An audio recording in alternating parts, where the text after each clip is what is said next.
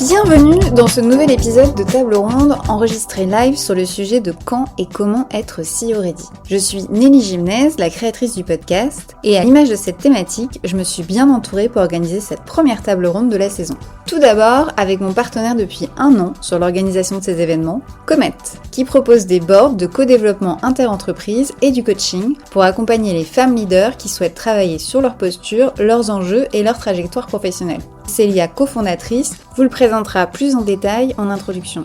Nous avons été également chaleureusement accueillis dans les locaux du cabinet d'avocats de Paul Hastings LLP par Ophélia Claude, associée, qui par la pertinence de leur accompagnement de dirigeants et dirigeantes au quotidien, trouvait tout naturel de nous recevoir pour aborder cette thématique. Et enfin, la diffusion de l'épisode est sponsorisée par YOLO, qui propose un assistanat personnel sur mesure qui libère du temps, de l'énergie et de la bande passante mentale pour tenir dans la durée à des postes de très haut niveau. C'est d'ailleurs une de nos invitées qui nous en parle en fin d'épisode lorsqu'on lui pose la question de ce qu'elle a pu mettre en place concrètement au sein de son organisation pour aider les femmes dans leur carrière. Ces 3 alliés font sens parce que devenir CEO, c'est d'abord être bien entouré. Vous pouvez retrouver tous les liens pour contacter Comet, Paul Hastings LLP et YOLO en description de l'épisode. Pour assister à nos prochains événements, suivez-nous sur LinkedIn et abonnez-vous à la newsletter du podcast. Je vous laisse maintenant découvrir cette table ronde, suivie des questions. Belle écoute! Être prête, ça vient pas du pouvoir pour le coup, ça vient de la responsabilité. Et ça, c'est un vrai changement. Et dès le moment où vous vous dites « j'accepte cette responsabilité », même si elle est petite, même si elle est imparfaite, vous êtes déjà en train d'exercer le pouvoir. Et je pense que notre rôle, en tant que femme dirigeante, c'est déjà de normaliser notre présence. Le jour où on arrêtera de me dire « ah, une femme qui est DG, c'est génial », je pense qu'on aura gagné un gros bout de terrain. On n'y est pas encore. D'ici là, on va essayer plutôt pas de se poser la question « est-ce que les femmes sont prêtes à être DG ?» mais plutôt inverser et se poser la question « est-ce que le système est prêt à avoir une autre façon de diriger ?» L'action, c'est le pouvoir de changer les choses. On devrait avoir 57% de femmes dans les comités dirigeants. On est à 17%. On devient femme de pouvoir. Le pouvoir pour le pouvoir, c'est pas un but. C'est Madame la Présidente.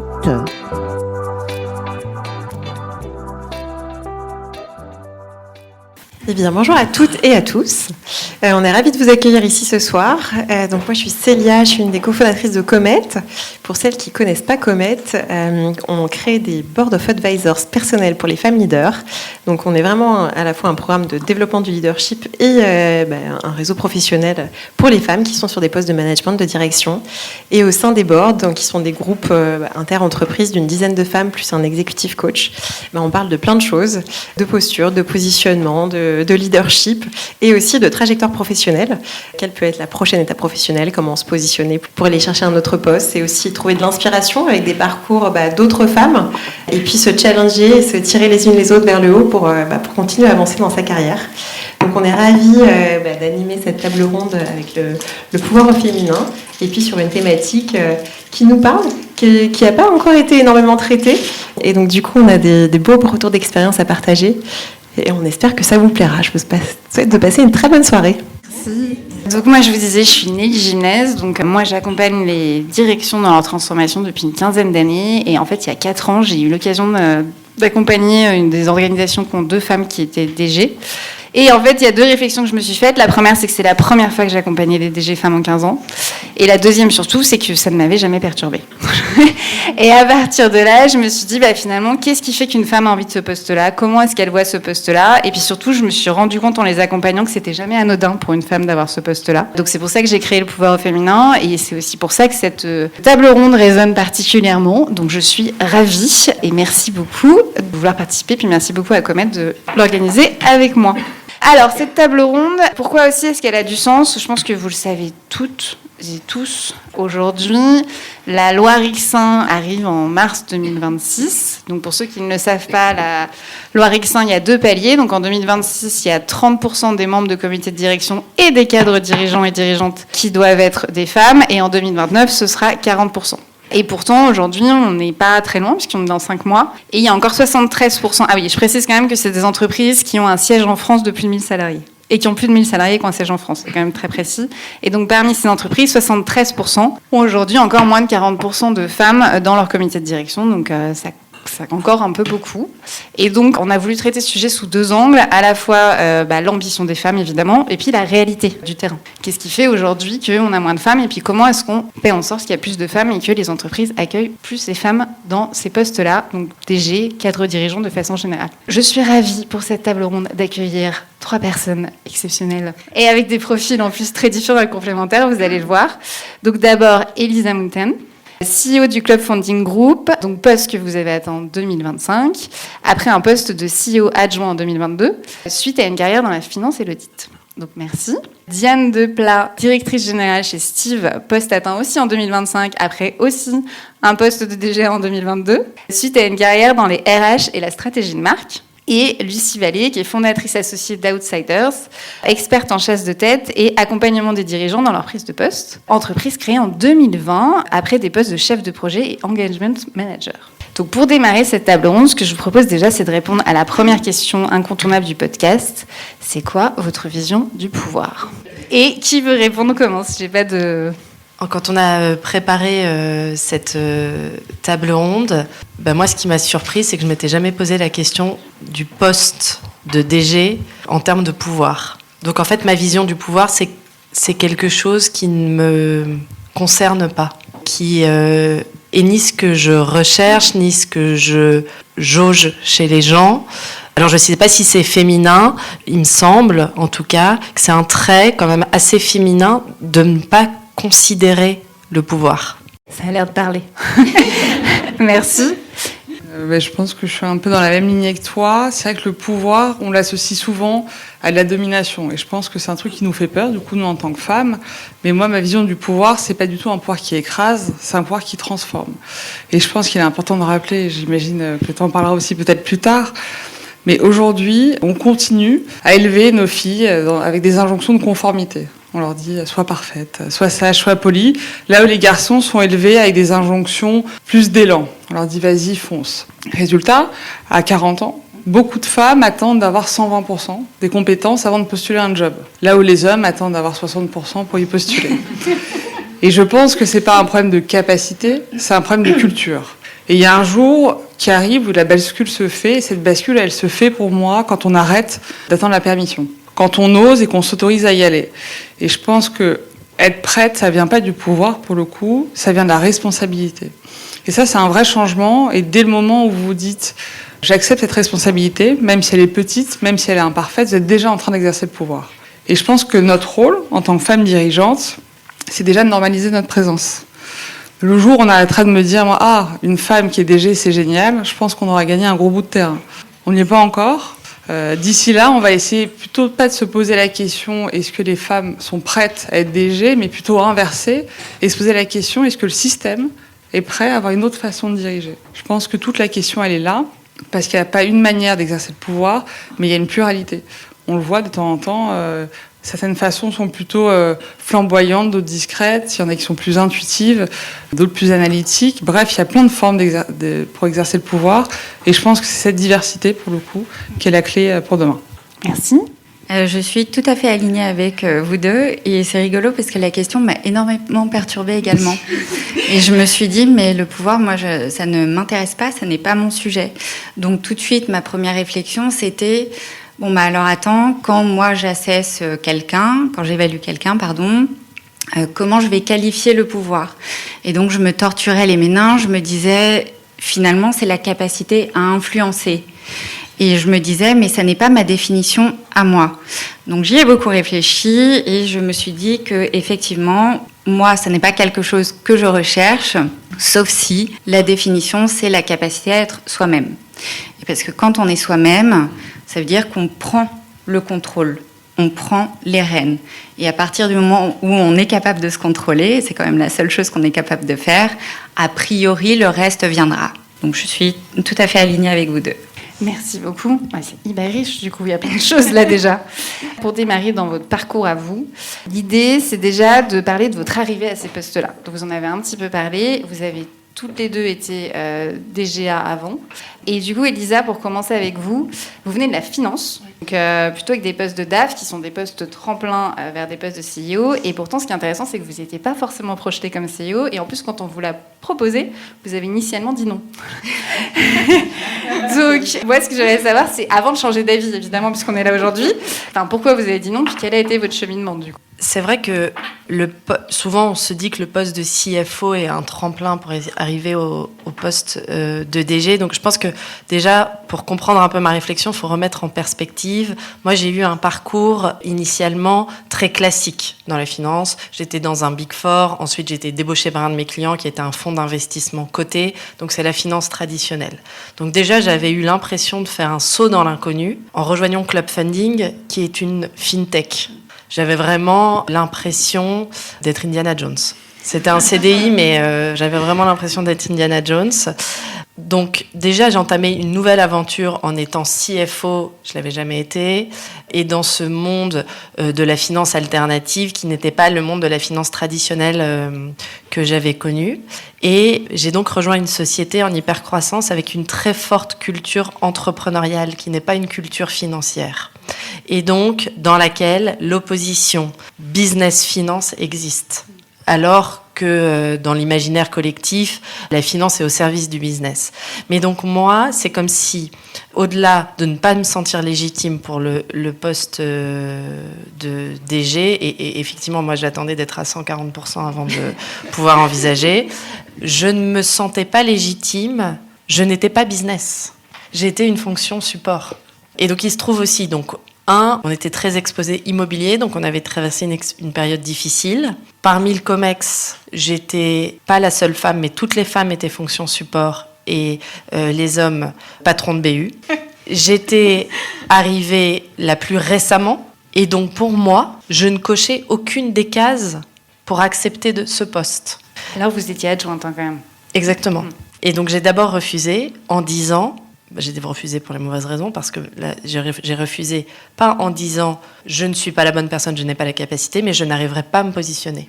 Et quand ils ont ouvert un process de recrutement externe et qu'ils m'ont reposé la question, j'ai dit je veux bien rentrer dans le process. Et c'est en fait, et c'est ça qui est un peu triste, et je pense que c'est ça qui est lié à la culture et à l'éducation, c'est que ma légitimité, comme ça, elle ne venait pas de moi, est-ce que je me sentais capable de le faire, mais elle me venait d'un process compétitif où j'étais en compétition en plus contre des hommes. Et donc j'ai été validée par les autres. Et c'est ça qui est très intéressant, je pense, dans la façon dont on éduque les filles et les garçons, c'est qu'on cherche, en tant que femme, culturellement, l'approbation de l'extérieur.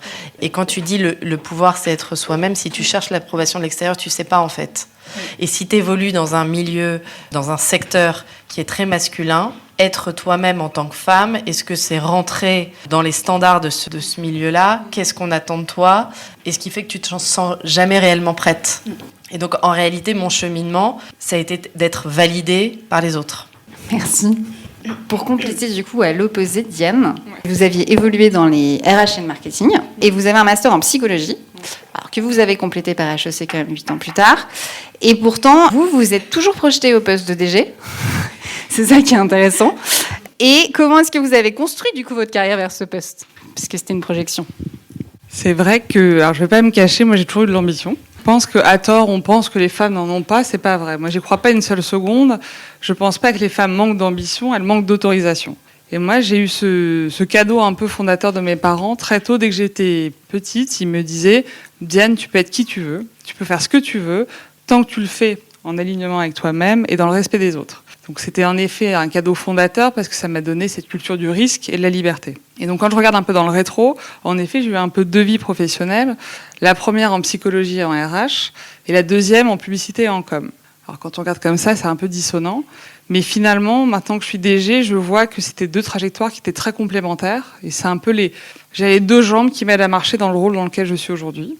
Et au-delà des diplômes ou des expériences pro, moi j'ai toujours suivi mon intuition toute ma vie. Il y a un combo que j'aime bien regarder dans les situations, c'est la peur et l'excitation. Si jamais on me propose un projet, quelque chose qui me fait peur mais qui m'excite, c'est que c'est le bon moment, il faut que j'y aille.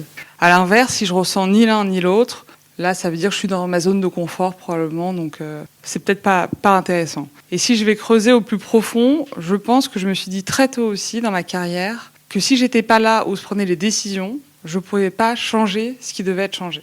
Et je pense que j'ai pas voulu être DG par goût du statut, mais j'ai voulu être DG parce qu'à un moment, je voulais passer vraiment de l'analyse à la décision et de l'indignation à l'action. Merci. Ça complète. Et bien du coup, Lucie, alors vous accompagnez les entreprises à trouver les perles rares, mais vous accompagnez aussi et les hommes et les femmes dans leur évolution de carrière. Qu'est-ce qui fait, selon vous, qu'un profil est CEO ready ? Et est-ce que vous voyez des différences entre hommes et femmes à ces postes-là ? Je vais commencer par le plus facile. Est-ce que je vois des différences ? Oui. Et la différence, elle est patente dans ceux et celles qui se positionnent, parce qu'on retrouve des traits de caractère comme un certain goût du risque, de l'assertivité, une assise. La différence, elle est dans ceux et celles qui ne se positionnent pas. Et donc là, c'est la majorité des femmes que je rencontre et qui... moi, je pose toujours une question, qu'est-ce qu'une opportunité doit avoir pour être intéressante pour vous ? Les femmes vont toujours me répondre, pardon, pas toujours, très souvent me répondre, je suis légitime sur. Et ça n'est absolument pas la même question. Enfin, on a tous appris à marcher avant de savoir courir, donc le premier poste de DG, par définition, on ne sait pas le faire. Et c'est OK. Donc c'est vraiment cette validation et cette éducation où je vois tout d'un coup, dans la posture, une femme, dans la majorité des cas, ne me dira jamais frontalement, moi, je vise un poste de DG, je vise un poste de numéro 1, je veux un board. C'est extrêmement rare. Donc c'est vraiment dans cette posture et pas du tout dans les compétences. J'avoue, je suis un petit peu choquée en entendant Elisa dire je ne me sentais pas légitime, etc. Parce que pour moi, vous avez le parcours parfait pour devenir DG. Donc c'est vraiment ce sujet d'envie, d'ambition assumée, de le formuler, pas juste de le garder pour soi. Très bien. Et du coup, sur la première question, qui était qu'est-ce qui fait qu'une personne est CEO ready ? Indépendamment de... Mais ça, c'est top. Du coup, on a la version homme-femme. Donc, il y a une différence. On l'a validé. Et maintenant, indépendamment que ce soit un homme ou une femme, alors c'est quoi les compétences du coup pour être CEO ready ? La compétence d'un ou d'une DG, c'est de la gestion de PNL. Donc, dans vos parcours, c'est quand même assez important. Et on le voit, ça peut être fait sur toutes les fonctions. Sur les fonctions business et sur les fonctions support. D'ailleurs, moi, j'aime pas trop le terme fonction support. Donc, l'essentiel, c'est de construire vos compétences sur vraiment la performance, l'excellence opérationnelle en vue de gérer un PNL. Donc ça, c'est une compétence qui est technique, on va dire. Et puis après, vous avez également sans doute une majeure fonctionnelle, donc qui peut être RH, qui peut être finance, qui peut être marketing, qui peut être sales, etc. Sur les compétences, honnêtement, moi, c'est tout ce que je vois. C'est tout ce que j'évalue. Ensuite, tout ce que je vais regarder, c'est la question du leadership. Donc des choses comme la capacité à définir une vision, la capacité à influencer, la capacité à prioriser, la capacité à prendre une décision, ce qui se fait de moins en moins. Et ensuite, bien sûr, il y a toute la question du management, donc les compétences managériales, parce que pareil, c'est évidemment gérer un PNL, mais c'est aussi gérer des personnes. Et donc sur les compétences managériales, moi j'en retiens deux grandes, la capacité organisationnelle, comment je construis une organisation qui est robuste et qui est pertinente sur mon marché compétitif. Et ensuite, c'est la manière dont je le fais et comment j'arrive à diriger, convaincre, d'abord en interne, notamment des personnes qui vont être plus seniors que moi. Merci. Alors là, c'était l'atteinte du poste de CEO. Maintenant qu'on y est, j'ai envie qu'on parle de légitimité. Donc, je vais commencer par vous, Diane, parce que vous êtes DG d'une entreprise avec une expertise métier, donc vous avez naturellement une légitimité métier.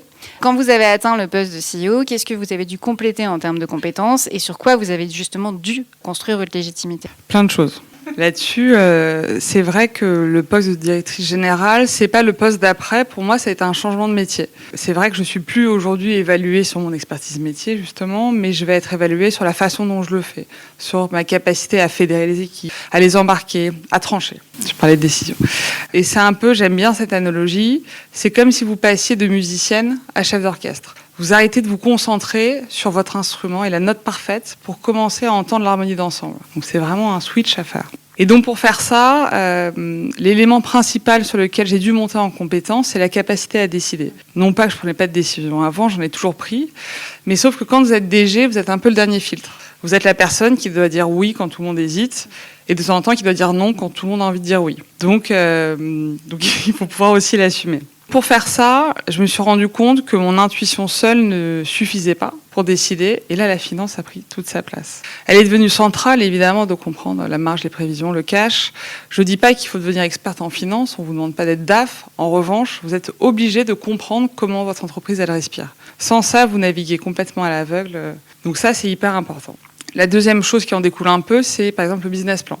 Il y a un moment, la vision que vous avez, il faut que vous la positionnez dans la réalité aussi. Il faut assumer ses trajectoires, il faut assumer son risque. Donc ça, c'est un travail aussi de longue haleine.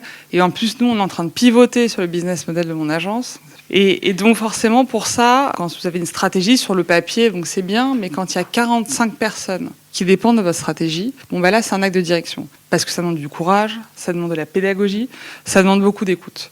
Donc je pense que ma formation, elle est là au quotidien, c'est dans cette vérité à la fois simple et dure, c'est cette capacité à décider et surtout à s'y tenir.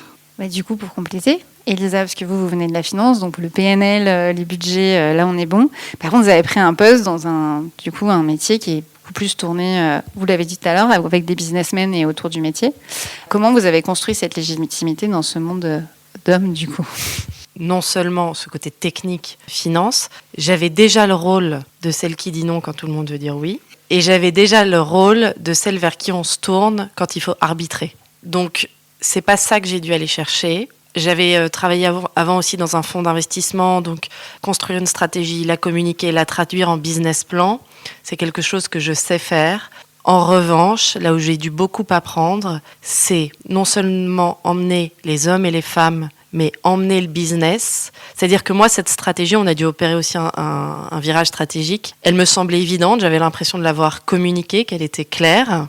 Et parfois, j'étais très surprise d'entendre, mais même dans les managers, juste mais N-1, mais là, je ne sais pas où je vais. Et donc, en fait, c'est non seulement réussir à transmettre cette vision et à faire pivoter tout le navire, c'est vraiment ça que j'ai dû apprendre. Et alors, là où j'avais beaucoup hésité avant d'accepter le poste, une fois que j'ai eu le poste, je ne l'ai évidemment pas dit, mais dans ma tête, je me suis dit, en fait, si je suis CEO ready, je sais quoi faire. Merci. Lucie, du coup, moi, ce qui m'intéresse maintenant, alors, justement, soyons honnêtes, c'est un peu genre maintenant, on voit très bien qu'il y a les femmes qui sont CEO ready, qu'il y a tout un cheminement, qu'il y a une légitimité. Moi, ce que je me pose comme question, c'est quand vous présentez des femmes à des entreprises, est-ce que c'est toujours aussi anodin ? Et est-ce que toutes les cultures, en fait, des entreprises sont faites pour accueillir des femmes à des cadres dirigeants et des dirigeants ? Et qu'est-ce qui fait qu'elles ne le sont pas ? Et qu'est-ce qu'il faudrait mettre en place pour qu'elles le soient ? Ma question est très longue, je suis désolée. Je ne vais en retenir que la moitié, comme d'habitude. C'est pas grave, je compléterai. Non, donc évidemment, ça n'est malheureusement quasiment jamais anodin quand on présente une femme. Donc, de manière très classique, je suis mandatée pour recruter une dirigeante et je vais présenter entre 3 et 5 personnes pour le rôle. Dans ces 3 et 5 personnes, déjà juste une stat, on s'aperçoit que pour que ce soit une femme qui soit recrutée, sur une shortlist de 4, il faudrait 3 femmes.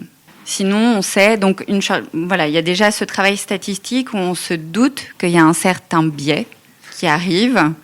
Et ensuite, évidemment, de manière très franche et frontale, certaines entreprises, en nous mandatant, vont nous dire « on ne veut pas une femme », auquel cas je trouve ça toujours un petit peu étonnant, puisque je suis une femme, donc je trouve ça amusant de travailler avec.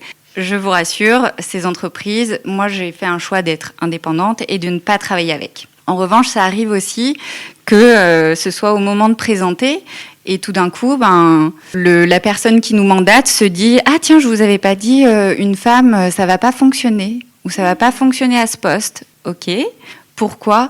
Non, ça va pas le faire. Ok, donc là, c'est très compliqué en général d'avoir une explication rationnelle parce que good news, ça n'est pas rationnel. Ensuite, ça peut être un autre biais qui va être on va beaucoup plus découper. Donc, par exemple, on en revient à votre sujet, qui était de dire une femme va se positionner quand elle se sent prête à 140% et un homme 60%. Et ça, c'est vrai. Mais en plus, quand nous, on présente quelqu'un, si un homme n'a pas encore fait le job, c'est OK. il a du potentiel, c'est quelqu'un de brillant, on va le pousser. Si c'est une femme qui n'a pas encore eu le job, là, ça va être très compliqué. Et donc, il faut réussir à démontrer. Et ça, c'est vrai auprès d'entreprises qui sont très ouvertes d'esprit également. Donc là, il faut trouver des techniques pour démontrer que si, cette personne, elle a les capacités. Parce qu'on en revient aux capacités et non pas aux compétences. Je trouve malheureusement que, notamment depuis la réélection de Trump, ce discours de « on ne veut pas de femmes, on ne veut pas de femmes à ce poste », il est beaucoup plus libéré. Et donc moi, dans les 18 derniers mois, c'est vraiment une phrase que j'ai entendue à plusieurs reprises et que j'ai trouvée ultra choquante. Attention, à l'inverse, avant, et j'ai beaucoup travaillé pour des groupes américains ou des investisseurs américains, et j'avais beaucoup la phrase inverse, on veut une femme, mais qui était pour moi aussi déceptive, dans le sens où moi je cherche la personne la plus adaptée, la plus performante. Et donc d'avoir... nous, on veut une femme pour ce poste. Dans ma tête, le message que je recevais, c'était « ce poste n'est pas très stratégique, donc c'est pas grave, on peut prendre quelqu'un qui est un peu moins bon, c'est OK ». Ou alors, c'est de temps en temps un petit piège. On sait que le poste va être compliqué. Merci. Est-ce que vous voulez réagir ou pas? Je vous voyais faire des... Ouais. Avec toi, et tu parles de pièges. Ça, c'est vrai, ça existe, les promotions pièges. Généralement, elles sont bien emballées. C'est dur à... Mais c'est hyper important. C'est dur à voir venir, mais généralement, ça vient très vite. C'est soudain, on s'y attendait pas. Et il faut faire attention. Je pense que la bonne question à se poser pour voir s'il y a un piège, c'est de se dire, est-ce que cette promotion, elle me rapproche de qui je veux être, ou est-ce que ça me rapproche de ce que les autres veulent que je sois? Si c'est la deuxième option, il faut bien y réfléchir. Merci. Et du coup, ça me donne une bonne introduction pour le sujet que je veux aborder ensuite, puisqu'on a parlé de l'arrivée au poste, de la légitimité. Et j'aimerais qu'on parle politique, parce qu'en fait, on en parle peu. Mais en fait, arrivé à ces postes-là, il y a quand même un enjeu politique, bien qu'il existe un peu avant, mais déjà cadre dirigeant, mais encore plus à la direction. Et en fait, c'est un sujet dont on parle peu, et je trouve que c'est un sujet dont on parle peu entre femmes, parce qu'en fait, on n'est pas forcément dans les bons clubs. C'est-à-dire qu'il y a un truc aussi de club d'hommes qui apprennent la politique. Je vois des oui dans la salle. Je vois pas mal d'inclinaisons de tête, donc ça parle à pas mal de personnes. Très bien. Et par politique, je précise quand même, en fait, j'entends les codes qu'il faut connaître pour évoluer dans une direction. En fait, c'est une question de code. C'est pour ça que je parle de club. Et pour le mieux l'illustrer, je vais vous donner quelques exemples que j'ai croisés dernièrement et ensuite je ferai réagir les invités. Il y a un premier exemple, qui est une femme qui venait d'entrer dans un comité de direction de start-up. C'était son premier poste en comité de direction. Les fondateurs qui l'ont recruté le savaient. Et en fait, donc c'était 2 fondateurs. En fait, elle n'avait jamais écrit de stratégie, comme on peut quand c'est la première fois qu'on rentre en comité de direction. Et elle a fait l'erreur de vouloir être montée en compétence par le fondateur. Et elle lui a envoyé un document de work in progress, par exemple, pour justement l'accompagner à travailler sur ces sujets-là. Bon, elle a eu une fin de non-recevoir et ça s'est fini très très vite. En fait, la personne a eu peur pour un accompagnement de montée en compétence, parce que à ce niveau-là, en fait, on ne peut plus envoyer un document de work in progress. Je vois ça de la tête. Donc ça, c'est un premier cas de ne pas savoir ce code-là. Elle aurait dû se faire accompagner par un coach ou par quelqu'un d'extérieur. Le deuxième exemple que j'ai en tête, c'est quelqu'un qui était juste dans un très grand groupe, qui était juste en dessous du poste de cadre dirigeant et qui postulait pour le poste de son chef qui partait. Et en fait, cette personne était très opérationnelle et ça faisait 3 ans qu'elle menait son poste avec brio, mais qu'elle donnait tout à son chef qui, lui, mettait en avant ce qu'elle faisait. Mais il ne le mettait pas en avant avec son nom à elle. Et du coup, quand elle a postulé, finalement, elle n'avait pas forcément fait le réseau et surtout, elle ne s'était pas mise en avant de tout ce qu'elle avait fait au sein de l'entreprise. Et en plus, elle avait une N+2 qui, elle, était une femme et qui avait gravi des échelons et qui n'était pas plutôt dans le mentoring, qui n'acceptait pas forcément que la personne prenne ce poste-là sans s'être mis en avant ou sans avoir les codes qui vont bien. Donc en fait, elle a eu une fin de non-recevoir déjà pour le poste et en plus, ils lui ont fermé tous les postes autour en lui disant qu'elle était très bien en opérationnel parce que ça les arrangeait. C'est pour donner donc assez violemment et ça faisait 2 ans qu'elle demandait un mentoring qu'elle n'avait pas eu. Donc du coup, voilà, c'est un problème de code aussi, c'est le fait de ne pas avoir fait de réseau, le fait de ne pas s'être présenté, le fait de ne pas s'être marketé. Et la troisième personne, elle avait un poste de direction, donc elle était en direction et elle l'est toujours. Et elle a fait une très grosse opération et en fait son chef est venu la chercher parce que le DG est venu la chercher justement pour mettre un peu de changement dans la direction. Ce fameux poste où on vient vous prendre mais vous n'avez pas forcément anticipé, même si le poste lui plaisait. Et elle a fait en effet un gros coup d'opération. Et en fait, non seulement elle n'a pas du tout eu la sympathie du reste de son comité de direction, qu'elle pensait qu'elle allait être collaborative, et en plus, le jour où ça a fonctionné, elle boit un verre avec son DG, et il lui dit, maintenant, fais attention au coup de poignard dans le dos, en gros, quoi. Voilà, et c'est quelque chose, en fait, qui l'a pris par surprise, elle ne s'attendait pas du tout à ça. Donc, elle, il n'y a pas de souci pour son poste, mais voilà. Donc, pourquoi je vous donne tous ces exemples-là ? Parce que c'est des exemples de code, en fait, plus que des exemples de compétences ou de réussite. Et en fait, moi, ce qui me perturbe vis-à-vis de ça, c'est deux choses. La première, c'est que d'un point de vue purement éthique et moral, je trouve que la réaction de ces femmes est plutôt sensée.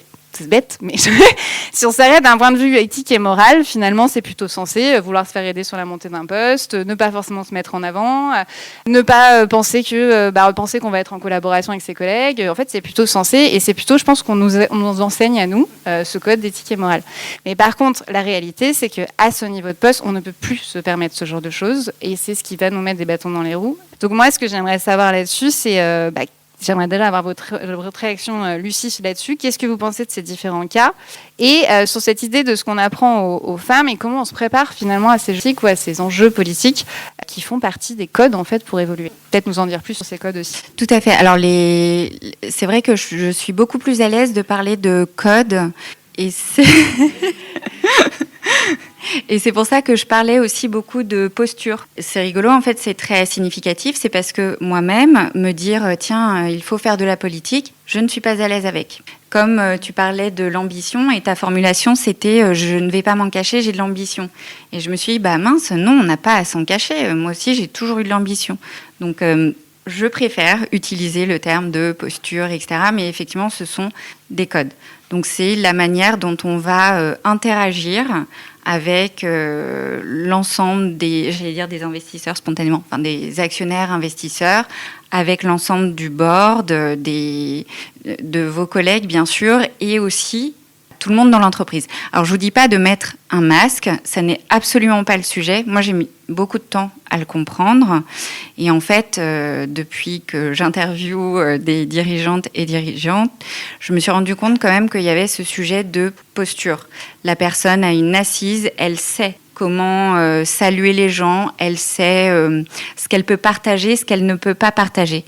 Et ça n'est pas du tout un sujet de ne pas être authentique, c'est vraiment de comprendre, et chaque entreprise est un petit peu différente, chaque milieu est un peu différent, comprendre ce qu'on peut faire, ce qu'on ne peut pas faire. Et ça, c'est indispensable. Bien sûr, vous devez rester vous-même, mais si vous passez à côté de ça, en fait, vous allez passer à côté des promotions. Vous passez à côté de la culture, voilà. La problématique féminine, c'est que non seulement on ne nous apprend pas ces codes, on ne va pas les chercher, pour être honnête, de temps en temps, mais il y a aussi ce sujet de double standard. Par exemple, votre troisième exemple de la falaise de verre. La falaise de verre, c'est quelque chose dont on n'entend pas parler pour un homme et qui est très présente pour les femmes. Le sujet avec le N+1 qui a volé les succès, la réussite, c'est à la fois de sa responsabilité à elle. Il faut savoir se mettre en avant, expliquer ce que l'on a fait, ce que l'on a accompli. Il y a quand même aussi un petit sujet de comportement. Donc là, on voit aussi pour moi que l'assertivité et savoir évaluer son contexte, son environnement, c'est primordial. Parce que de toute façon, dans certains cas, même quand on a les codes, il vaut mieux partir. Et dans le cas de la troisième personne, moi je trouve que même si c'est une promotion piège, il faut la prendre. Ça vous fait le titre, ça vous fait le poste, c'est quelque chose que vous pouvez valoriser sur votre CV. La seule erreur, c'est de rester trop longtemps. Et ça, on en revient à la loyauté, qui est un sujet très féminin. Les femmes sont loyales envers l'entreprise, envers leurs équipes, avant d'être loyales envers elles-mêmes. Et ça, c'est bloquant. J'ai juste rebondir sur le troisième cas. Je crois qu'il y a une ambivalence, c'est-à-dire je pense qu'à la fois la personne avait très envie du poste, mais elle n'a pas vu en sous-jacent qu'on attendait quelque chose d'elle. Donc en fait, il y a aussi le double jeu de à la fois vous, pourquoi vous en avez envie, mais aussi de se poser la question de ce qu'on attend derrière. Ce qui est vraiment le piège premier de la falaise de verre, en général. Et toutes les femmes que j'ai vues qui sont coincées ou pas dans la falaise de verre, parce qu'il y en a qui l'ont montée quand même, c'est aussi parce que elles avaient très envie du poste, mais elles n'ont pas vu le double enjeu parce que personne ne leur a dit. Mais du coup, très intéressant. Moi, du coup, ce que j'aimerais savoir, Diane ou Elisa, celle qui souhaite en premier, si vous avez des exemples ou si ça vous parle, du coup, ces codes politiques ou codes de codir. J'ai pas d'exemple précis, mais Moi, ce que je pense sur ce sujet des codes politiques, c'est évidemment pas quelque chose qu'on nous apprend dans des parcours académiques. Et je pense que ça pose un problème non seulement de diversité de genre, mais aussi de plus global de diversité socioculturelle. Parce qu'en réalité, si on est issu d'un milieu avec des parents ayant eu des postes à responsabilité dans le secteur privé, je dis pas qu'on connaît parfaitement ces codes et qu'il est toujours facile de décrypter son environnement, mais en tout cas, on a été prévenus. Et donc, il y a une vraie inégalité socio-culturelle quand on est issu d'un milieu complètement différent, de ne pas savoir les lire, de ne pas savoir les appréhender. Et moi qui étais dans un milieu de la finance traditionnelle où c'est vraiment caricatural sur la reproduction des élites masculines et blanches, on voit que, pas la falaise de verre, mais ce plafond de verre, il est lié exactement à ces codes, pas uniquement pour les femmes, mais pour des personnes aussi qui ne cochent pas toutes les cases, enfin les mêmes cases que les autres. Et donc pour moi, ça a été très formateur de débuter ma carrière dans ce type d'environnement, parce que malgré moi, ça a été un très fort accélérateur pour apprendre ces codes. Moi, j'étais issue d'un milieu intellectuel universitaire, donc vraiment, j'avais pas les clés. Mais la clé que mes parents m'avaient certainement donnée, c'était la curiosité et l'écoute. Ne serait-ce que de pouvoir se douter, dans les exemples que vous donnez, qu'il peut y avoir ce type d'intention. Il y a une forme de naïveté qu'il faut savoir très tôt dépasser. Et donc moi, je m'en suis rendu compte plus tard, mais j'ai eu la chance d'être très vite projetée dans des milieux mais extrêmement codifiés. Le milieu du private equity, c'est extrêmement politique. Et donc aujourd'hui, même si ça a changé, ça me sert beaucoup dans la relation avec les actionnaires, notamment. Et si on veut parler par exemple du sujet du modèle des femmes, moi je suis toujours un peu mal à l'aise parce que je sais pas si c'est simplement parce qu'on est une femme qu'on a un modèle, est-ce qu'on peut pas avoir des modèles masculins parce qu'on est une femme, etc. Mais en tout cas, de pouvoir parler des sujets politiques très tôt dans les carrières, je pense que c'est très important. Avec qui du coup, si on doit en parler? C'est avec les collègues, c'est avec parce que pouvoir parler des sujets politiques très tôt. Ouais. Moi, c'est si je veux faire progresser quelqu'un dans mes équipes, souvent j'en parle. La façon dont il peut s'adresser aux autres, le fait d'accepter aussi, en fonction du poste qu'on a, de ne pas ou plus être apprécié de tout le monde. Ce qu'on peut dire et ne pas dire, la façon dont on peut être manipulé parfois, l'expliquer aux plus juniors. Je pense que c'est important parce que ça les aide. Merci. Du coup, Diane. Pareil, je suis assez alignée avec tout ce qui vient d'être dit. Le mot politique, on n'aime pas trop le mot politique, mais parce qu'il est associé au coup bas, à la manipulation.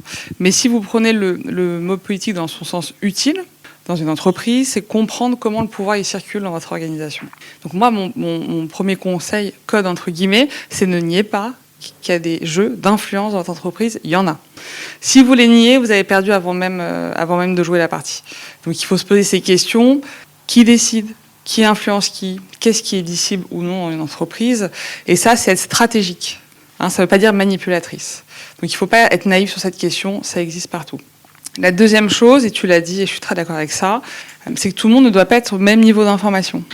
Moi, j'ai cru pendant longtemps que la transparence totale, c'était quelque chose de super, c'était très sain, et je me suis vite rendu compte que là où je voulais justement cette transparence totale, je voulais créer de la confiance, je crée de l'anxiété. Parce que tout le monde ne peut pas porter toutes les informations. Donc ça, c'est hyper important, cadrer la transparence. La troisième chose, et vous l'avez un peu évoqué, c'est que vos succès ne parlent pas d'eux-mêmes. On pense souvent le travail parle, non. Votre N+1, votre board, vos partenaires, ils ne voient que ce que vous rendez visible.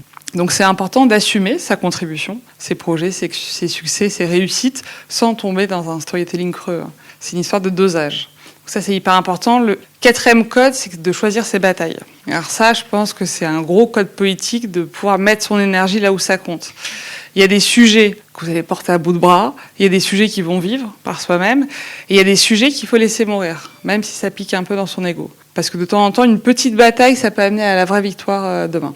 Et le dernier code, et t'en as vachement parlé, et je pense que c'est le plus important pour moi, c'est que votre alignement vous protège. Quand vous êtes aligné entre votre tête, votre cœur et votre corps, entre ce que vous pensez, ce que vous ressentez et ce que vous faites, même les gens qui ne sont pas dans votre camp, vous respectez. Ça, c'est hyper important. Pour moi, l'autorité, elle vient de l'alignement.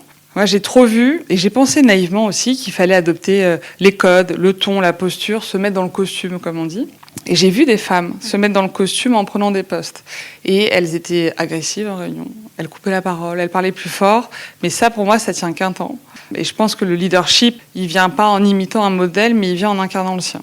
Et donc ça, c'est des choses qui sont hyper importantes, qu'on vous apprend pas, surtout nous les femmes.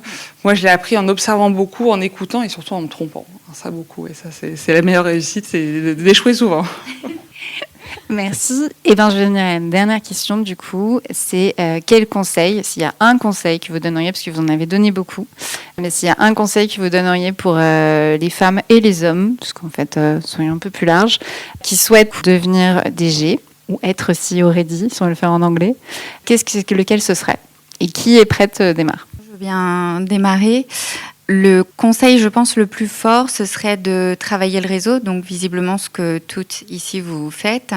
Et travailler le réseau, ça peut prendre plein de formes différentes. Donc, ça peut être comme aujourd'hui. Ça peut être aussi de prendre le temps de prendre un café avec quelqu'un dont vous admirez le parcours, dont l'entreprise, dont l'actionnariat, le type d'investissement vous plaît. Vous le faites. Ça n'est pas du tout prendre du temps que l'on doit à son entreprise. Tout ce que vous faites, tout le réseau que vous créez, il vient alimenter vos compétences, votre savoir-faire, votre savoir-être. Donc, il est bon aussi pour votre poste. Quand un chasseur, une chasseuse de tête vous contacte, répondez. Et ça, vraiment, c'est quelque chose qui me peine. Pour recruter une femme, dans mes statistiques, et je l'ai confrontée avec d'autres cabinets de chasse de tête, ça prend un tiers de temps en plus. Et pourquoi ça prend un tiers de temps en plus? Parce que les femmes ne répondent pas. Donc il faut qu'on les contacte plus, et une fois qu'on les a contactées, non, ça n'est pas le bon moment. Alors, si c'est le bon moment, en fait, c'est que c'est déjà un petit peu trop tard où vous êtes. Donc, il aurait fallu y penser un petit peu avant. Donc, répondez, et ça n'est pas une relation transactionnelle. Une avocate, un chasseur de tête, un investisseur, investisseuse, bien sûr, tout ça au féminin. C'est quelqu'un avec qui votre réseau, c'est quelqu'un avec qui vous allez construire votre parcours. De temps en temps, on dit votre dream job dans 5 ans, c'est grâce à la personne que vous rencontrez aujourd'hui. Donc, entretenez les liens. Et ensuite, tous les codes, toutes les opportunités vous seront transmises. Voilà. Je pense que moi, mon principal conseil, c'est n'attendez pas d'être prête, parce que vous le saurez jamais. Et c'est une bonne chose. C'est un peu comme si vous voulez apprendre à nager. Vous êtes sur le bord d'un bassin. On peut vous donner tous les conseils du monde. Vous pouvez lire toute la théorie du monde. Vous ne saurez pas nager. Pour le faire, il faut sauter dans l'eau, boire un peu la tasse, et vous commencez à flotter. Et ça, c'est hyper important, parce que la confiance, elle précède pas l'action, elle en découle. Donc déjà, n'attendez pas d'être prête. Le deuxième, qui est pas très loin, c'est oser. Ça, c'est hyper important, parce que on se forme pas dans les situations qui sont confortables. Le courage, il vient dans des situations qui sont difficiles à traiter. Et être DG, c'est pas une récompense, c'est une responsabilité. Donc ça, aller chercher ces situations complexes, ces sujets qui sont un peu difficiles, ces sujets de transformation, les crises. Et la dernière, évidemment, c'est le réseau. Mais ça, c'est important. On ne devient pas CEO ou DG seul. C'est vraiment une trajectoire d'interdépendance. Il vous faut des alliés et il vous faut des contradicteurs. La personne pour vous la plus importante en entreprise, c'est pas celle qui vous applaudit, c'est celle qui vous dit la vérité. Donc, il faut bien s'entourer. Merci. Lisa? Moi, si j'ai un conseil à donner, c'est de demander les choses, de les exprimer clairement. Et ça, je le voyais déjà en tant que CFO, mais maintenant en tant que CEO, parce que je vois les personnes qui demandent des augmentations, les personnes qui demandent des postes. Évidemment, et ça sera une surprise pour personne, c'est beaucoup plus les hommes que les femmes. Et quand c'est des femmes, je vois qu'elles tournent autour du pot, qu'elles veulent me demander le truc, et je me dis, mais vas-y, dis-le. Et si la personne en face n'avait pas déjà pressenti la femme en question pour ce poste, ou n'a pas la subtilité de comprendre en fait, elle est en train de me le demander, elle passe à côté. Et vraiment, depuis que j'ai rejoint Club Funding en tant que CFO et CEO, donc je ne parle pas évidemment des questions financières, où là c'est vraiment évident que les hommes demandent et les femmes ne demandent pas, mais les postes aussi. C'est-à-dire qu'elles insinuent, qu'elles essayent de démontrer qu'elles sont légitimes, mais tout simplement, elles ne demandent pas. Merci. Je vais ouvrir aux questions, du coup. Si certaines d'entre vous ont des questions, il y a 2 hommes. Je vais le faire au féminin, faire à la majorité. Si certaines d'entre vous ont des questions, J'ai des questions par rapport à la taille d'entreprise, parce qu'être DG, ça veut dire tout et n'importe quoi. Si on a 10 personnes ou 5000, on n'est pas du tout sur les mêmes niveaux. Donc je voulais avoir un peu votre avis par rapport à ça. Est-ce que, par exemple, moi j'ai 120 millions dans mon PNL, mais je suis Global Account Manager. Est-ce que je peux être CEO pour une boîte de 20 ou 50 enfin, voilà. J'ai 120 personnes, enfin 1200 personnes plutôt, qui dépendent de moi indirectement. Est-ce que ça veut dire que je peux diriger une boîte de 1200 ou on s'en fout? Enfin, voilà. Je vais avoir un peu votre avis par rapport à ça. Mon avis, qui est extrêmement personnel et qui du coup ne fonctionne pas trop dans les process de recrutement, c'est que honnêtement, à partir du moment où on a cette posture, cette assise et cette capacité à faire, l'échelle, elle reste relative. Traditionnellement, en chasse de tête, ce que l'on faisait, c'était quand on cherchait donc une DG pour un PNL de 120 millions, on allait regarder la personne qui avait géré à peu près la moitié. En revanche, avec la French Tech et tous ces bouleversements, ça s'est un peu inversé, c'est-à-dire qu'on a vu des mouvements où on allait devoir chercher les personnes qui avaient géré 10 fois moins parce qu'il y a un objectif de croissance qui est très fort. Donc on le voit bien qu'aujourd'hui, cette frontière, elle est un peu plus floue. Et moi, ça me fait toujours penser au violoniste absolument extraordinaire où un jour, on l'a fait jouer dans le métro et personne ne s'est arrêté. Et c'était pour mettre l'emphase sur le contexte est important. Donc en fait, je dirais plus, il y a quelque chose de l'ordre de l'échelle que vous pouvez construire, bien sûr. Si votre objectif, c'est d'atteindre 1 milliard ou 10 milliards, vous allez devoir passer effectivement par des échelles de plus en plus importantes et donc de jouer avec des postes de numéro 1, numéro 2, numéro 1, numéro 2. Si votre enjeu, il n'est absolument pas la taille du PNL, mais il est d'avoir cette envergure, cette capacité d'impact, d'être celle qui a les rênes, honnêtement, la taille du PNL, on s'en moque, non? Il y a une autre question du coup. Oui, bonjour, merci beaucoup, c'était extrêmement intéressant. Face à une difficulté, si vous ne pouvez pas demander d'aide aux personnes en présence, parce qu'il peut y avoir des conflits de pouvoir, des jeux d'influence, etc., vous ne pouvez pas demander à votre supérieur, parce qu'éventuellement ça peut vous être reproché, qui sont vos personnes ressources? En fait, comment on parlait de la nécessité de s'entourer, mais du coup, qui sont ces personnes-là plus concrètement? Le chasseur. Comment? Le chasseur de tête. Non, et sans rire, je parlais dans le réseau des chasseurs de tête, avocats, avocates, parce que quand vous êtes à un poste de DG, bien évidemment, vous allez le dire beaucoup mieux que moi, vous n'allez pas vous confier à vos actionnaires ou à vos N-1. Donc c'est important d'avoir travaillé votre réseau, d'avoir une personne de confiance. Je vous taquine avec le chasseur de tête, mais j'ai quand même moi beaucoup de personnes qui m'appellent en me disant « Oh là là, ça va pas du tout, je ne sais pas quoi faire ». Elles savent décider, c'est ce que vous disiez toutes les deux. Elles savent décider, c'est juste qu'à un moment on a besoin de se confier. Je pense que Nelly, vous êtes dans le même cas, vous recevez un certain nombre d'appels. Oui, après ça peut être très large, mais chasseur de tête, oui, avocat, coach, mais je vais aussi laisser répondre Elisa et Diane. C'est qui du coup pour vous les personnes ressources qui sont en dehors de l'entreprise, c'est ça si j'ai bien suivi. Oui, qui peuvent être à l'intérieur ou en externe, en tout cas l'ensemble des piliers qui vous aident dans des moments de difficulté, de doute, de complexité, comme on disait, au-delà de savoir qu'il faut sauter, mais voilà, comment vous entourez. Moi, en interne, j'ai cette personne de confiance, en effet, celle qui me dit la vérité. Donc, c'est assez précieux chaque jour. Mais en externe, il y a le réseau Comet. Donc, c'est vrai que moi-même, sur mon board, je sais que je peux me confier et partager mes nombreuses problématiques. Mais je suis aussi dans un réseau avec des DG d'autres agences, où on se partage beaucoup nos préoccupations et problématiques. Moi, je suis assez d'accord aussi sur les personnes externes. Donc, moi, j'ai par exemple un cabinet de conseil avec qui on a travaillé. Ça peut être... nous, on a une agence de coaching et donc qui connaît très bien les personnes du COMEX parce que ils sont intervenus. Et avoir cette personne aussi en interne, c'est très précieux. Donc autant s'entourer de la bonne personne en interne et des bons interlocuteurs externes qui sont chasseurs de tête, conseils, avocats, coachs, enfin les personnes avec qui vous avez travaillé, vous vous sentez bien en fait. C'est surtout ça aussi qui vous dit la vérité, c'est ce que vous disiez. Ouais. Et c'est important s'ils connaissent un peu l'entreprise, s'ils ont fait une mission, donc les avocats, les chasseurs de tête. Merci. Oui. Bonjour, je Gaëlie, un grand merci, parce que c'était vraiment super intéressant pour les différentes perspectives. J'étais un peu surprise par le fait qu'aujourd'hui, il y a encore des clients qui arrivent à dire qu'ils ne veulent pas de femmes. C'est de plus en plus, en fait. Ça, c'est un truc. Moi, j'attends le jour où vous aurez des clients qui vous disent « je veux une femme » parce que j'ai vu des situations où une femme peut aussi amener une autre dynamique. Ce que je peux poser comme question, c'est, vous dites 3 femmes doivent être dans les quarts finales pour être prises? C'est dû à la confiance en soi, la manière de se présenter? Qu'est-ce qui fait? Parce que ces femmes sont parfaites comparées à un homme et c'est vraiment de l'autre côté que ça se passe? Ou est-ce qu'il y a quand même des choses sur lesquelles on peut travailler de manière à justement enlever un peu tous ces besoins d'affirmation, de sécurité? Alors, il y a déjà quelque chose d'assez mathématique. Encore aujourd'hui, il y a moins de femmes qui sont dirigeantes. Donc, nous, quand on va chercher quelqu'un qui coche toutes les cases, mathématiquement, quand même, dans toute l'identification que vous pouvez faire, il va y avoir moins de femmes.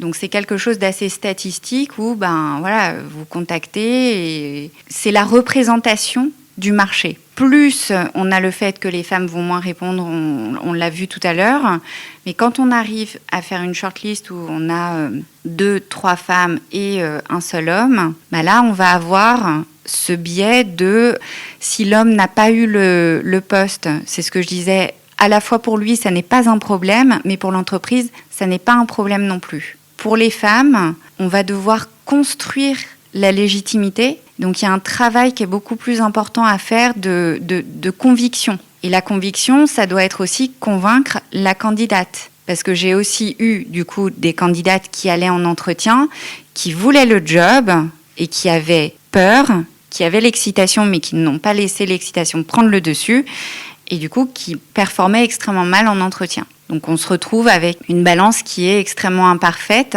sur tous les filtres. Le marché, les biais de réponse, on va dire. Moi, j'ai très certainement plein de biais aussi. Et après, l'entreprise, qu'elle dise, quelle est une politique de diversité, qu'elle soit inclusive ou pas. Parce que dans les COMEX, ce qu'on voit quand même encore beaucoup, ce sont les femmes au poste de com, RH, etc. Donc c'est tout un c'est les sujets de diversité, c'est toujours multifactoriel. Comme le fait d'être DG, c'est multifactoriel. Je me demandais, moi, à l'inverse, donc j'ai cherché un ou une CFO pour me remplacer quand j'étais au poste de CEO. Le chasseur m'a présenté beaucoup de femmes et je me demandais s'il me présentait des femmes, autant de femmes, parce que j'étais une femme. C'est tout à fait possible. Ouais. C'est tout à fait possible. C'est le syndrome du scarabée. On a tendance à présenter en fait des personnes. Et ça, c'est vrai. Tu as raison. C'est un biais qu'on a. Mais bien sûr, on a toujours envie de présenter la personne avec qui va y avoir le coup de cœur. La personne avec qui vous allez avoir le coup de cœur, c'est la personne qui vous ressemble. Donc, on a tendance, c'est vrai, peut-être, notamment sur cette dimension, à surreprésenter un genre. Une femme, Charlotte, qui est là, mais c'est pas. Bravo. C'est pas le chasseur qui me l'a présenté, donc je suis très contente. Il y avait 2 questions, il y en a une là du coup. Bonsoir, merci beaucoup, c'était très intéressant. Moi j'ai une question qui serait plus, est-ce que vous pensez qu'on est plus CEO ready quand on est déjà en interne ou quand on va aller à l'externe ? Par rapport à cette notion de se sentir légitime, par rapport au fait qu'on est beaucoup entouré d'hommes, qu'il y a cette notion de in the place, tout ça, etc., où on est beaucoup aussi entouré d'hommes dans des comex, etc. Est-ce qu'on est plus prête à se sentir pousser des ailes quand on va être recruté ailleurs pour ses compétences et ses capacités et d'arriver quelque part où on nous connaît pas et où on se sent peut-être un peu plus légitime ? Ma question est peut-être orientée, mais voilà, j'avais cette question-là de se dire, est-ce qu'on se sent du coup plus prête quand on part de nos propres ailes ailleurs ou quand on est à l'intérieur et qu'on est déjà dans la place ? Moi, j'ai l'impression que ça aurait été plus facile pour moi d'arriver dans une nouvelle entreprise. Pas uniquement parce que j'étais une femme, mais parce que j'avais ma casquette de CFO. Et d'ailleurs, quand j'ai finalement été choisie et décidé de prendre le poste, mon premier réflexe a été de chercher un CFO de transition pour qu'à partir du jour 1, je ne sois plus à ce poste et qu'aussi, moi, j'ai pas le réflexe d'aller vers quelque chose qui était très confortable. C'est mon sentiment, mais en réalité, sur les compétences, ça facilite évidemment de connaître les dynamiques justement d'influence, de connaître le business, voilà. Mais en termes de positionnement, il me semble que c'est quand même plus facile d'arriver de l'extérieur. Et ce qu'on voit souvent, moi j'appelle ça le syndrome du stagiaire. En fait, mais c'est pas féminin, masculin. C'est quand on a grandi dans une entreprise. Oui, c'est normal. Les gens plus seniors nous voient encore comme, bien sûr. Donc, de temps en temps, ça peut... C'est pour ça que je disais la promotion piège. Honnêtement, allez-y. Ça fait une ligne sur un CV. C'est plus facile de se réinventer, de créer sa légitimité en arrivant, je pense. Complètement alignée. Moi, c'était un peu mon cas. C'est ce truc du syndrome du stagiaire. Alors, je suis pas arrivée stagiaire, mais néanmoins, il y a un passif. Et vous avez des relations, vous êtes connus sur des pans de votre personnalité ou de votre positionnement, comme tu en parles. Et quand on doit faire le jump, c'est pas évident. Quand en interne, on est connu, voilà, il faut. Je trouve que ça demande beaucoup plus, du coup, versus de l'externe où personne ne vous connaît. Il y avait une question là ou là-bas, allez-y. Merci, c'était super intéressant et on voit bien que c'est pas anodin d'être une femme et de devenir DG. Ça rebondit peut-être sur ce que vous venez de dire, mais une question que je me pose, en particulier pour vous qui êtes dirigeante, parce que c'est une question que je m'étais posée. 3 sur 4, enfin tout un tas de choses que vous avez dit. Est-ce qu'il y a des initiatives que vous prenez ou auxquelles vous réfléchissez pour aussi créer un vivier ?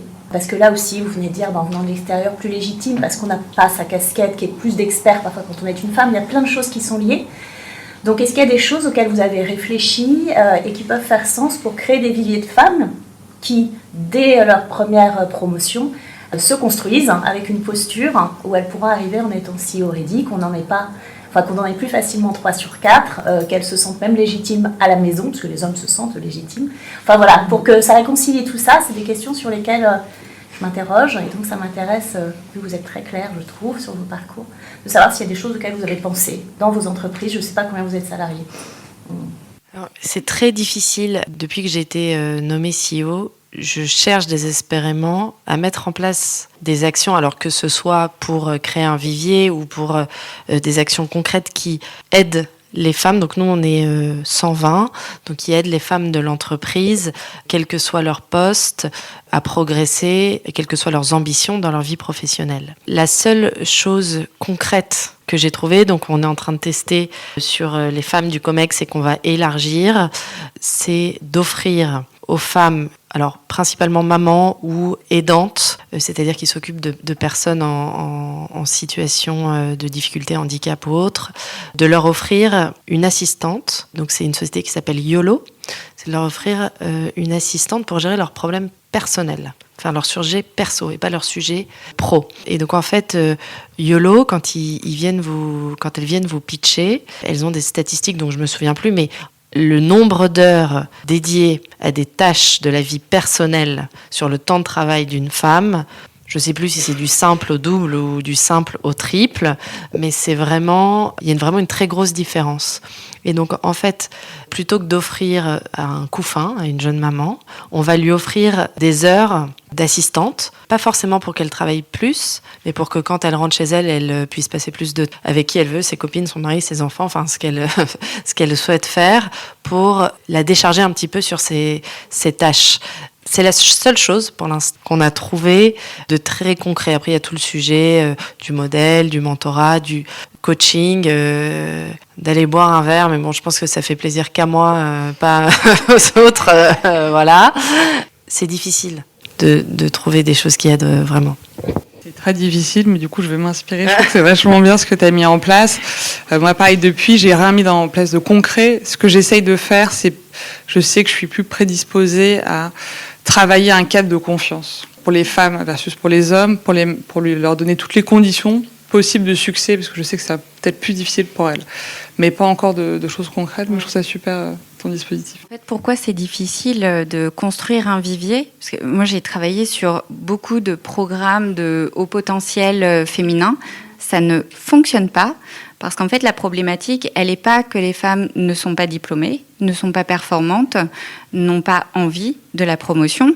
Elle est de ces enjeux de discrimination dont on parlait. Donc en fait, le meilleur programme qu'il faudrait avoir, ce serait d'éduquer les hommes. Voilà. Parce que si vous faites un programme de coaching, de mentorat, quoi que ce soit, en fait, c'est pour ça que je trouve ça génial, ton initiative. En fait, ça va rajouter de la pression et de la charge à une femme qui se met déjà une pression pour être ultra performante. C'est pour ça qu'en général, les programmes, malheureusement, féminins, ont une certaine limite, on va dire. Après, il y a des entreprises qui le font extrêmement bien. Il faudrait éduquer les hommes. Mais même ce sujet-là, je trouve qu'il faudrait proposer aux hommes et aux femmes, parce que ça pousse le biais potentiel qu'en fait, les charges familiales sont essentiellement féminines, alors que de dire bravo les hommes, venez ceux qui ont besoin d'assistants, gérer les tâches familiales, non seulement vous êtes applaudis, et les femmes aussi qui viennent le chercher sont applaudies, et vous avez un assistant, mais finalement de le sortir d'une notion de genre, parce que j'ai l'impression que le biais, on ne fait que le repousser, mais il est toujours là. c'est la question en fait du conditionnement dans des rôles prédéfinis, et notamment la charge familiale et quel est celui des deux postes qu'on va arbitrer, s'il y a des sujets familiaux, s'il y a des sujets de mobilité, etc. Et je pense qu'il est intéressant de se poser la question pour les hommes aussi. Ouais, et je suis assez d'accord avec toi. Moi, quand j'ai rencontré Rebecca, qui est une des 2 fondatrices de YOLO, je lui ai dit, mais ça résout pas le problème. Même ça l'aggrave, parce que le mari ou l'homme va faire encore moins. Voilà. Et en fait, elle m'a dit oui, mais il y a une telle discrimination que temporairement, si tu veux améliorer les choses, en revanche, ton mari, s'il gère un sujet, il peut avoir accès aussi, alors on appelle ça des alliés chez YOLO, à ton allié et gérer en direct avec elle. Il n'est pas complètement exclu. Mais je suis d'accord, in fine, il faudrait que cette charge pèse de manière équitable. Mais ce n'est pas le cas. D'ailleurs, YOLO, parce que du coup c'est vrai que c'est intéressant ce qu'elles ont mis en place sur leur site, parce que je suis allée voir, elles le mettent. Elles mettent en gros, le mieux ce serait que en fait, tout le monde se répartisse la charge, mais en attendant que ce soit le cas, au moins on propose ça. Donc en fait, elles le savent qu'elles sont pas liées. Et après, moi, il y a quand même une réalité, c'est que j'ai interviewé quand même une 60aine de femmes directrices. Quand même, je constate qu'elles ont soit une armada de nounous, femmes de ménage et autres, soit un mari à la maison. Ou il y en a quelques-unes qui ont un mari à la maison, il n'y en a pas beaucoup, mais il y en a quelques-unes. Soit un mari qui prend sa part, ou alors elles font chacun leur tour sur leur carrière. Donc en fait, il y a quand même une réalité, moi je vois dans toutes les femmes que j'interviewe qui sont directrices, d'avoir ça qui n'y a pas à gérer, parce qu'en fait c'est compliqué en fait, ou en tout cas d'avoir quelque chose de palliatif. Donc ça reste un problème dans l'évolution des carrières des femmes, et c'est pour ça que YOLO se positionne là-dessus, en sachant évidemment que ce n'est pas une solution long terme, mais c'est une réponse aux problématiques actuelles. À notre petit niveau, mais le rôle du modèle, mais plus dans le sens du modèle de vie. Moi, je fais exprès de mettre les sorties scolaires, le nom de mes filles quand je vais les chercher, visible dans mon agenda. Ça autorise, comme ça, mais que ce soit les hommes ou les femmes, à dire, en fait, j'ai une vie de famille et ma vie de famille est importante. Et donc, si je dois partir ce jour-là plus tôt. Et donc ça, je pense que c'est une question culturelle dans l'entreprise, et donc ne pas, dans les postes dirigeants, se cacher de dire je pars plus tôt parce que j'ai une sortie scolaire.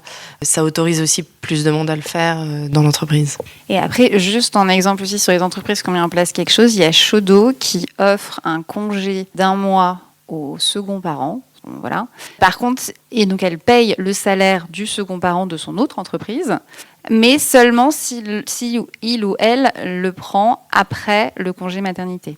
C'est-à-dire qu'il soit tout seul. Qu'il ou elle soit tout seul avec le bébé, elle ne le paye pas en même temps que le congé maternité pour justement commencer à travailler cette alternance de la répartition de la charge mentale. Donc c'est l'entreprise qui a décidé de faire ça. Ça va un peu plus loin que YOLO, mais allez-y. Je voulais savoir quels sont tous les canaux qui existent pour accéder à ces fameux jobs de CEO au-delà du cabinet de chasseur de tête ou de la promotion interne. Comment avoir connaissance et accès à la disponibilité de ces postes, parce que j'ai l'impression que c'est quand même un monde assez fermé. Il y a 3 canaux. Il y a les chasseurs de tête, il y a la promotion interne et il y a le réseau. Et le Slack de Comet. Qui est du réseau. Et donc dans cette notion de réseau, est-ce que vous sous-entendez la possibilité par exemple de discuter avec des hommes ou des femmes qui ont accédé à ces postes-là et de comprendre et de connaître quelles ont été, eux, leurs stratégies, comment ils s'y sont pris? C'était la question du modèle. Plus on a des modèles et plus on ose leur poser la question, plus on peut se projeter et savoir aussi quel est le bon cheminement pour y arriver. Merci. Est-ce qu'il y a d'autres questions? On a encore des minutes, si jamais. Allez-y. Est-ce que vous avez eu des mentors ici? Est-ce que c'était des hommes ou des femmes? Les deux. Ouais, j'ai eu des mentors et c'était les deux. Parce que je pense aussi qu'ils vous apportent des choses assez différentes. Sur le savoir-être, sur le savoir-faire, c'est quand même on n'est pas pareil. Hommes et femmes, et c'est important de se nourrir des deux. Et c'était organisé, autre question, c'était organisé, structuré par l'entreprise ou c'était une démarche plus personnelle? Structuré par l'entreprise. Moi, c'est le président. C'est lui qui m'a donné mon envol sur le poste de direction générale. C'est lui qui m'a invité à rejoindre un réseau professionnel de femmes. Et là, il m'a aussi mis en contact avec des coachs et des mentors. Moi, j'ai eu les deux. À chaque fois, c'était pas organisé, mais c'est des personnes dans lesquelles je me reconnaissais, pas uniquement professionnellement, mais dans le style de vie. Et c'est, je pense, là où il y a un vrai sujet nombre de femmes. Parce que pour moi, en tout cas, pour lier une relation assez intime, qui est la relation de mentorat, c'est au-delà du professionnel. Et donc, en fait, si tu n'as pas un panel, si tu cherches une femme, en fait, un panel de femmes assez grand, la probabilité pour que tu en trouves une avec laquelle il y a cette résonance, elle est plus faible. Mais moi aussi, ça a été les deux dans différentes étapes de ma vie professionnelle, mais c'était pas organisé. D'autres questions? Non? On a répondu à tout? Bon, bah, très bien. Eh bien, merci à toutes, alors, du coup. Si cet épisode vous a plu, dites-le moi dans les commentaires et avec des étoiles. Vos retours sont précieux, vos partages aussi, si vous pensez que cet épisode peut parler à votre entourage. Vous pouvez suivre le podcast sur Instagram et LinkedIn, et je vous retrouve avec plaisir au prochain épisode.